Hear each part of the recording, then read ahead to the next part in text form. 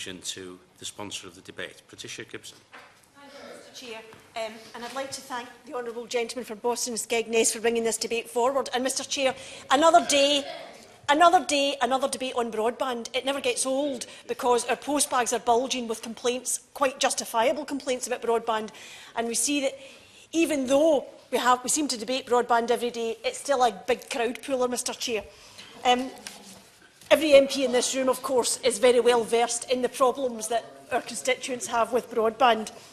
The issue for consumers, as we've heard, is that when they purchase a broadband service, they deserve transparent, accurate information on their broadband speeds. And that's why I'm sure so many of us welcome the review into how broadband speed is advertised and why there really needs to be a change in the advertising guidance. Most broadband packages are advertised with their headline speeds, for example, 20 megabits per second. However, as many constituents will tell you, it's unlikely that a customer will be able to receive that headline speed all of the time. For some customers, they will not receive it any of the time. And this may be because of where the customer lives, electrical interference, and the demand on the network at peak times. Yet, there is a problem with how headline broadband speeds are advertised, as we've heard, and how they are presented to consumers. However, the broadband speed claims advertising guidance explains that headline speed claims are permitted to be advertised if they are achievable by at least 10% of the relevant customer base, where the qualification up to is used when presenting the headline broadband speed. Well, that's just not good enough. And we've heard today people saying, what other consumer group for another product would be happy with that level of service in the advertising put forward. The Advertising Standards Authority in November published independent research into consumers' understanding of broadband speed, the broadband speed claims made in the advertisements, and found, not surprisingly, that speed is an important factor for a significant proportion of consumers who are deciding between providers. And whilst levels of knowledge and understanding of broadband speeds vary, overall knowledge, as you probably would expect, is quite low, with many consumers not knowing what speed they require to carry out daily online tasks. And as you also may expect, most consumers believe that they are likely to receive a speed at or close to the headline speed claim, when for many, in some cases, most cases, that is not likely. So what does this tell us?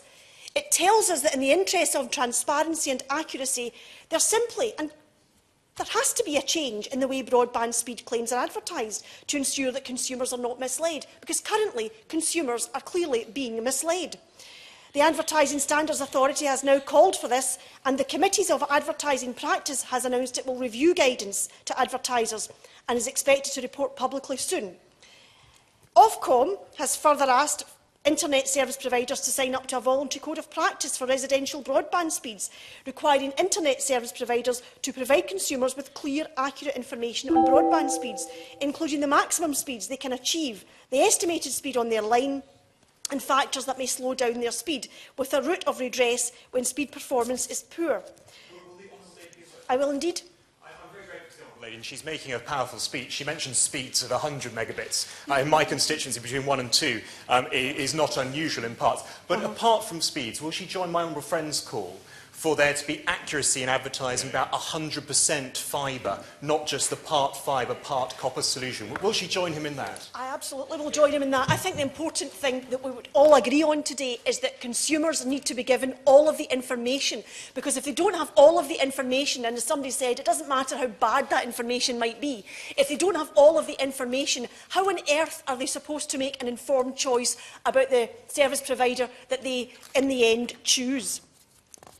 And I'll just finish up my remarks, Mr. Chair, by pointing out that many consumers are bamboozled by the technicalities of broadband speeds. But every consumer wants and deserves to have the clearest, most accurate and transparent information and experience that it is possible for internet providers to give them. This is expected. Indeed, it's not even debated in other areas of the marketplace. So why should it not apply to internet services? Only then can consumers freely and knowingly enter into a contract with an internet service provider and understand what expectations they can have.